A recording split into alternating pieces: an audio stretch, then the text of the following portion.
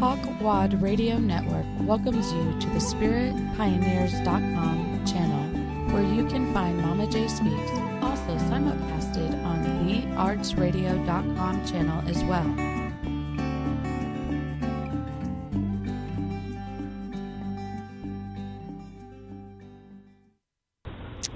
Hello, everyone. Welcome to Momma J Speaks Unlimited. Thank you for joining us. Yes, we are kind of starting a little late today, but technical difficulties, which does happen every now and then. However, I am so happy that you're going to join us today. I'm actually going to have this show every Thursday from 2 to 3 p.m. with different guests from all walks of life, different type of entrepreneurs, business people, teachers, volunteers, everyone, and we're all going to find how we are all connected on some sort of metaphysical level and beyond. Also, part of the premise of my show is to inspire you all and get your minds outside of the box. So today, my special guest is Marty Strodel. I said that right? Oh, you sure did. Yay! Awesome. Welcome to the show. This is your first time, yes? It certainly is, and I am enjoying it. Oh, awesome. Well, I'm so humbled that you decided to go ahead and agree and be on the show and everything, so I can pick your brain and find out about you and what led you to your journey as to what you do and everything. But just to give everybody a little bit of a backstory, Marty was the kind woman that actually helped me over this past weekend as I chose to donate quite a bit. A lot of stuff from my own personal storage unit to help homeless people and veterans alike and everything. And it was just a very divine intervention that occurred because I had called numerous other places, thrift stores, other type of the actual veterans websites and everything, just trying to find how can I get people to come pick up my stuff and take it away so it can be used for other people. And so then when Mary Ann and Chuck at U-Haul off Belcher Road, thank you guys, yes. They handed me your card and I was like, oh, definite divine intervention there. So thank you so much for having your troops come out and help and get all that stuff out of there and stuff. But so how are you doing today? Just great. Just very excited to be here and share a little bit about what we do. We are passionate about what we do, and it's wonderful to be able to share that. Awesome. So, Marty, let us find out a little bit about you. What led you to this journey of being with this organization? You are actually involved with an element of the Catholic Charities of Pinellas Park, correct? Yes. Catholic Charities sponsors Pinellas Hope, and my first exposure was when our church, Nona Church, decided to offer the evening meal for the residents of what is known as Tent City. And I had the opportunity to serve that at that time, and then they gave me a tour of the camp, and I realized what they were doing there and just became really interested in helping out, volunteering. and they began to fill the. Should I go ahead and tell about the second part of the program? Well, not just yet, because All right. actually what I think we're going to do, anybody out there that has not heard of Tent City, it is an actual tent city in the area. I think we have something cued that we can actually show you just a tidbit of what it's all about. Stay tuned. Testing 1, 2, 3. Can you see if there's a record? Maybe under the shadow here. Yeah, stick on the other side of the Recording. Okay. So, I was trying to think back. Yeah, okay. When we first met, but that was like 2008. Because I had just come out of the VA. Yeah, because 2008 is when I came out of the VA. Okay. And then I had known Ed for quite a while because he was feeding on Friday nights. And then I remember coming here.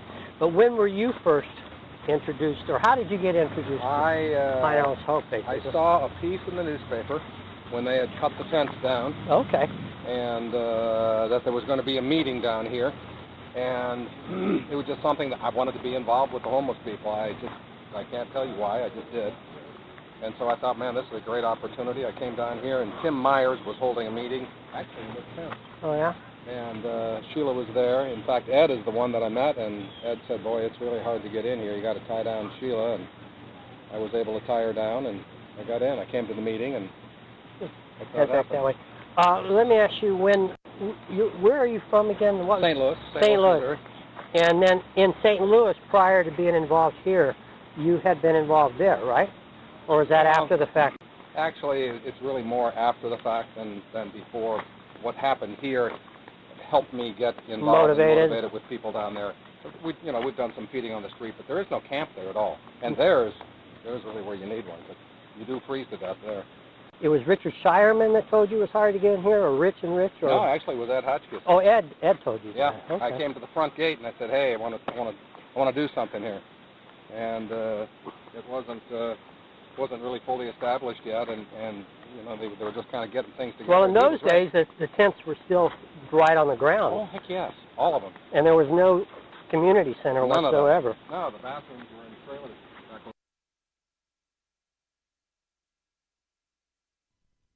Okay, welcome back. Now, that was just a little bit of tidbit backstory for the tent city and the actual originator that created, Pinellas Hope, and along with getting the partnership with the Catholic Charities, and his name was Walter? Walt is a volunteer, Mm-hmm. and the actual originator of this program was Sheila Lopez, who is now retired. Okay, very good. Are you really good friends with them? Oh, yes. Were you good friends with them before, or is that what's transpired since you decided to become a volunteer with them? It has been because we work together for the same cause, and both, Walt has been a marvelous volunteer, much time and many resources. So he is known as Mr. Pinellas Hope. Oh, beautiful. So what had you done in your life that got you to this point? Were you always a volunteer? Were you a teacher, or what? I was a mom. A mom? And, I still am a mom. We're always a mom. Once a mom, always a mom. But that's where I did whatever my girls were involved in. I was a leader, a helper, or whatever. And it's always been part of my background. My parents also were volunteers for whatever cause they were, particularly the church. Mm-hmm. And it's a natural for me. It's something I think that God has inspired me to do. Absolutely. And being that we're all God's children in one shape or form or another, and all paths do lead to that divine energy and Absolutely. And everything. Homelessness is very prevalent throughout everywhere in the United States. In Florida, most of the time we're always being marketed to help everybody in the other countries and third world countries based upon the fact that they're not industrialized like here in America. Here in America, yes, we are an industrialized country, and yes, there is ample opportunity, but yet a lot of people fall in the cracks because of the unbalance of a lot of other things that I'll save that soapbox for another day. However, key point is this Pinellas Hope is here to help the homelessness that's here in this particular area, help families, help men, women, children, and even our veterans that have gotten out of the service and they can't find jobs, or they're disabled and they have Pinellas, not Pinellas, post-traumatic stress syndrome. And that does affect a lot of our veterans and everything. So with that being said, the Pinellas Hope is the second phase that you're most involved in. Correct. And that is where you're really going to tell us about Pinellas Hope and what they're doing and what's going on with that. And then we'll share a little tidbit of that as well in a little bit. So go ahead and tell us how you got into the Pinellas Hope 2 phase. Oh, I'm happy to do that. When I did go to visit Pinellas Hope and got a tour, I was shown the apartments that had been built in the back. They're like bunkers, but they're very nice, beautiful apartments. And at the time that I went, which was in August of 2010, they weren't finished yet. So I was very interested in what they were going to do with those apartments and fill them and so on. So I started collecting, with the help of another friend from church, I started collecting donations and just made connections with people that I knew and collected donations. We stored them in a trailer. And then when the apartments were finished, we were able to furnish and decorate them. We had several people helping to do that, and we enjoyed it. Some of our ladies were very, very creative and did a beautiful job. But it was a lot of fun, and we enjoyed doing it. And as we decorated the apartments and prepared them for the residents, they kept taking residents in. And they qualify for this housing. It's subsidized housing. They qualify for that if they have a regular established income. So while they're in the tents in Pinellas Hope 1, they get their paperwork organized and get ready, get jobs, have their income, and then they can move back to the apartments if they so choose. They pay 30% of their income for rent, so that gives them a chance to get on their feet, and they have a completely furnished apartment, everything from their beds and linens and silverware and tables and chairs and so on. Yes, I think we even have a little piece of that that we'll be able to share with you so you can visually see exactly what Marty is talking about, because that is the best way we connect with everything, is when we visually see stuff. But places like this, they really do allow a person to get on their feet. According to the U.S. Department of Housing, over 1 million people use an emergency shelter or transitional housing each year, and 1 in every 200 persons in the U.S. uses the shelter system at some point in their life. Lack of affordable housing and unemployment are the main reasons for people to become homeless and need help. Growing up near Chicago, to me, the homeless were the mysterious people you saw in the city, sleeping under the skyscrapers, asking for change. I always wondered how these people ended up without a place to call home. Years later, my mom would volunteer at a shelter in Florida, and it gave me the chance to report on this growing situation we have, and to meet the people involved. So I talked to a few people at Pinellas Hope near St. Petersburg, Florida, which is run by the Catholic Charities, which is doing their part to help this problem. My name's Ted, and I lived up underneath the bridge for approximately 4.5 years. I was so depressed and secluded that I didn't really speak with anybody or anything like that. There was a young girl that used to walk by for about a month-long period and used to talk to me every day with something positive to try to get me going so that I could better my life. Then she disappeared, and I decided to get on my feet.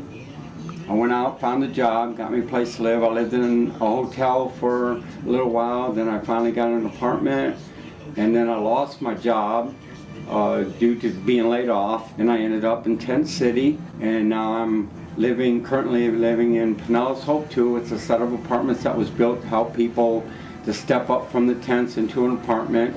The rent's really reasonable. and it allows a person to get on their feet so that they can better their lives. I asked how much Ted made on the streets holding up a sign. I was making I was making between $150 to $250 a day, and I was just spending it helping other people out too, and I wouldn't, walk around and see some family or something and help them out, or lived, gambled, and drank, and all that. With an income like that, I wonder how it felt to stop holding that sign up and start to get help from Pinellas Hope. I felt a lot better. I felt more comfortable with myself. I felt my esteem got better about myself. It's just a lot better way to live. You feel more comfortable. It feels good to go to the grocery store and buy some food and be able to cook it on a stove and not have to eat in the soup line. But places like this, they really do allow a person to get on their feet. But of course, if you're a drinker, you gotta stop drinking, and you gotta, possibly get involved with some sort of schooling or work somewhere, or you gotta be productive in order to stay. Right now, I think the amount of time that you can stay in a tent is about 3 months. I believe they've lowered it to now, which is plenty of time for a person if they start doing the right thing, start making the right choices.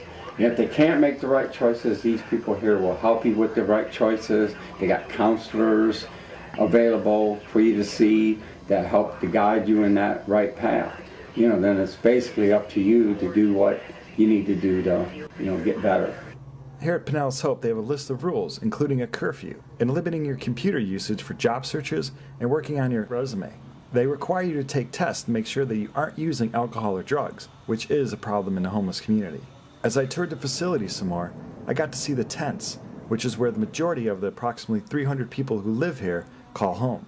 I watched as volunteers worked on platforms for these tents so that they wouldn't become flooded like in the past. I saw areas where the residents could hang out and plant food as well, and I saw people dropping off clothes and food that were immediately put to good use.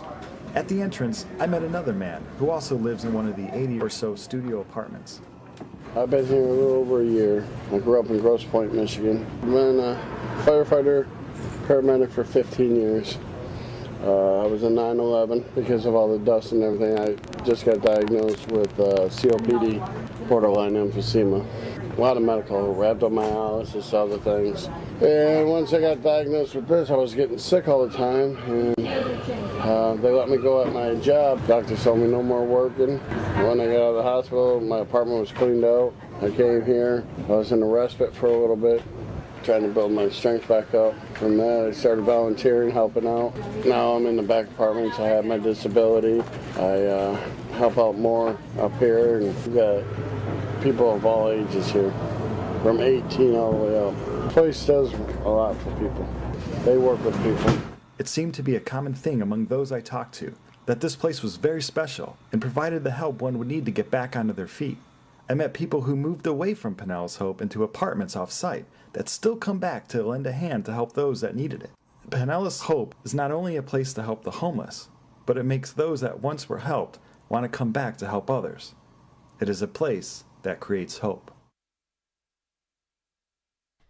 And we're back. So I hope all of you really enjoyed that little 5-minute impromptu video of information that just had so much exactly as to what Hope and Hope 2 is all about, and how Marty is a very good person for this position along with all the volunteers. But Marty, when you're doing this, what are some of the challenges that you see that you all come across and everything? Well, primarily right now, we're facing a shortage of space to house the donations that we're given. People are very generous, and we have a lot of opportunities to receive the household furnishings that we need because there are more apartments going to be built. And what we need right now the most is a space that someone is willing to donate, because we don't have the resources to finance a building, but we need the space to be able to store the furnishings that we get. So any business people out there that have a bunch of space just sitting there, want to help, want to donate, definitely get in touch with Marty and all of her compadres. Oh, yes. Let them know that you want to give a little bit. By just, like she said, they do need a storage space for the donations. For as more and more apartments are being built, this can be a holding area that will be able to have those apartments furnished with those donations and everything. So how many families, are there actual homeless families that have been going into these apartments, or is it primary single people that? It is single people, but sometimes there'll be a husband and wife team. We don't take children at Pinellas Hope, but there are facilities under Catholic Charities umbrella that does provide for that, for families. We also have an area called Pinellas Village, and a lot of veterans are housed there with their families, and we also provide furnishings for those apartments. And anywhere else, really, that veterans would need help or need furnishings, they just need to contact the local VA administrator. Oh, okay. And so does any of the donations that you guys end up picking up, that also goes to the village as well? It does, yes. We have furnished several apartments in there. We get the referral from the VA representative that is at Pinellas Hope. So we have our own representative there. Oh, okay. That's wonderful. Fantastic.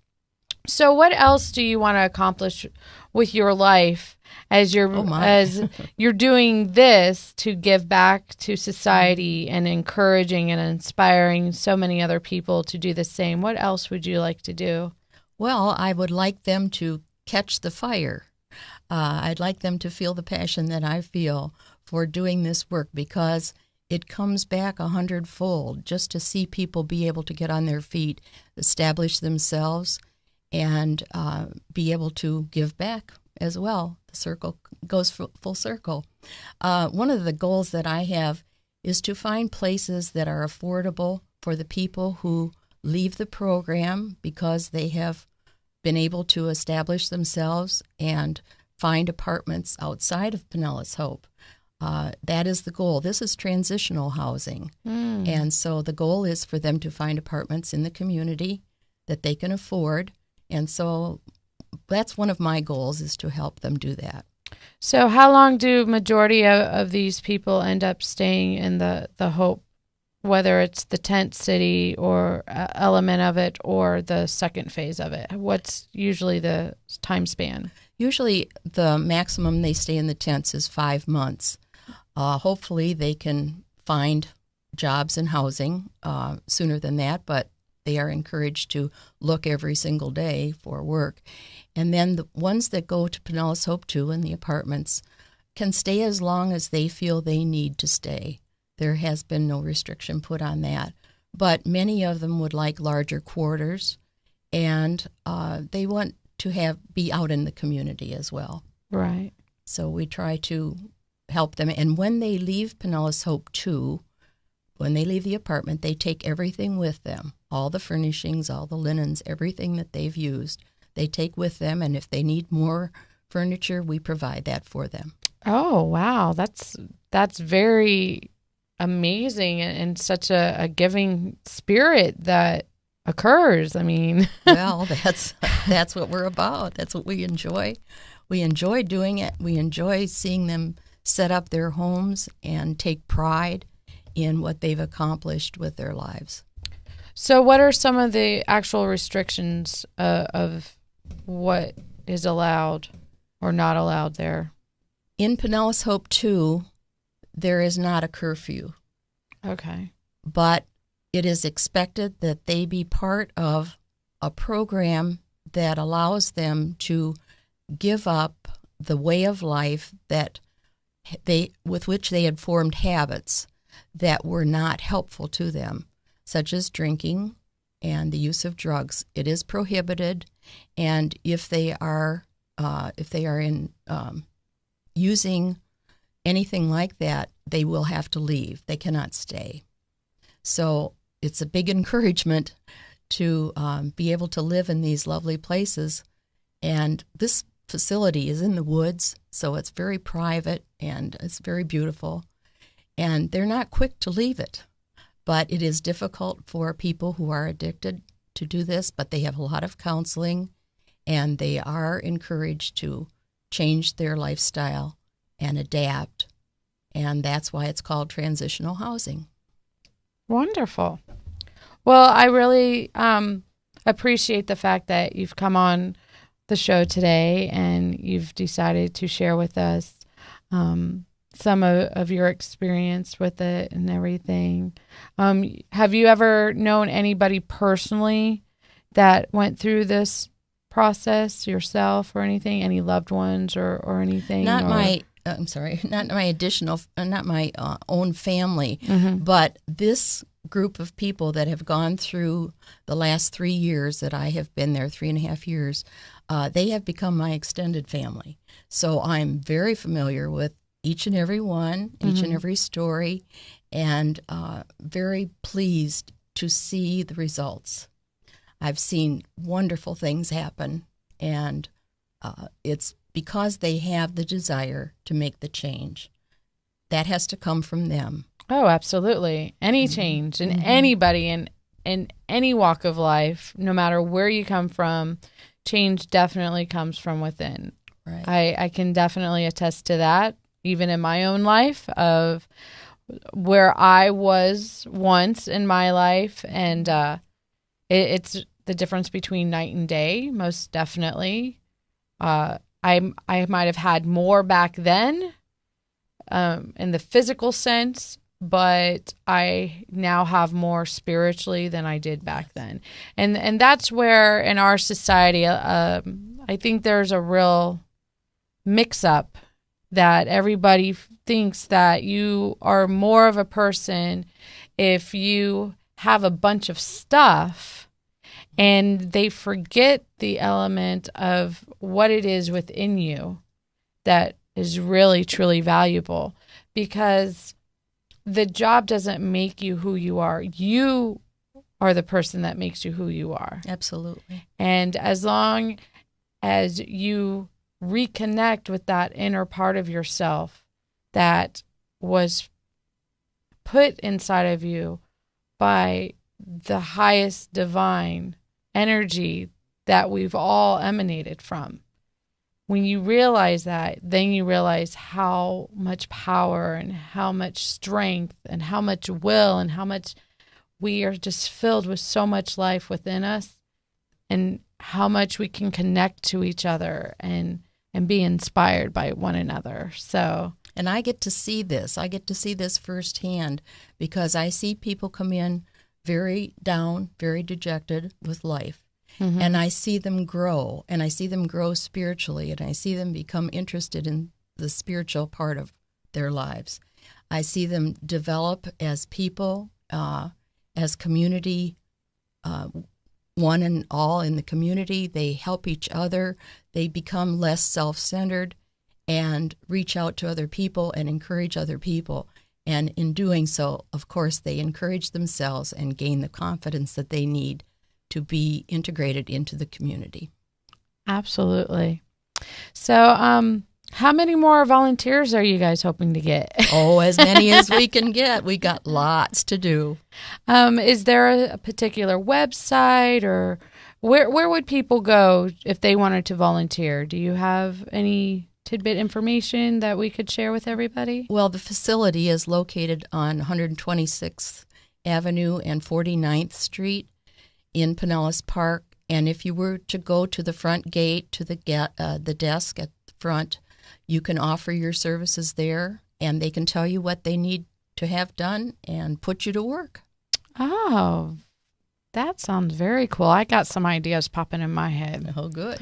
Yes. Are they pretty open for any type of fun, uplifting activities? Are there? Yes, is that allowed? As a matter of fact, we're going to be taking Pinellas Hope 2 residents to the fair, to the Strawberry Festival, and to Disney in the next 2 months. So we've got a busy Oh, schedule. wow. So all of the residents are going to be taking? The residents of Pinellas Hope 2 are offered free tickets to go to these events and transportation, free tickets and transportation, but they have to budget their money so that they have spending money.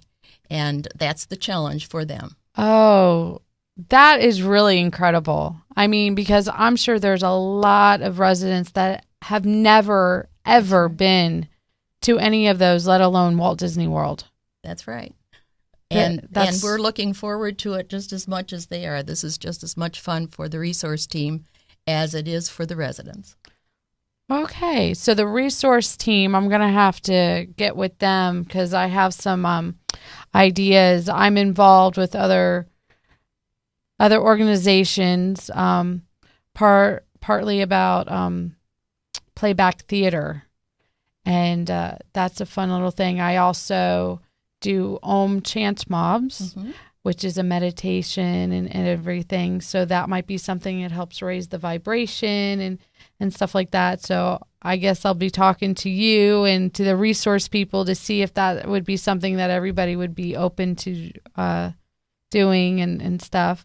And maybe doing some sort of drum circles and whatnot, if everybody be interested in doing something like that. As you mentioned that, it comes to mind that we do have one particular couple in the resource team that particularly does these things for Pinellas Hope 1. They have craft shows. They put on fashion shows. They have done all these things. And approximately once a month, they do something for Pinellas Hope 1. So they're also part of the resource team. Very good. Well, I'll let my people know about your people, and we'll see what else we can do, because you were also saying that some of the other churches are starting to get on board with this as well, correct? Oh, there are many churches that provide the evening meal. In fact, every evening meal is provided by a church group, and they do their own cooking, and then they bring it over and serve it. And they have some pretty nice meals. Oh, as long as it's GMO-free and organic. That would be a really good thing. Do they do any type of farming on this property at all? Like, do they We do have anything like that? We have at least an acre. I'm not sure the size, but it's a very good, large piece of land. It's somewhat swampland, but it's farmable, if I can use that word. And they do grow vegetables there. They grow lots of flowers, plants, and everyone can have a section of the garden to plant what they want to plant and tend to the garden. And it is a wonderful thing for people to do that have perhaps that as their hobby, and they have that outlet to be able to work in that garden.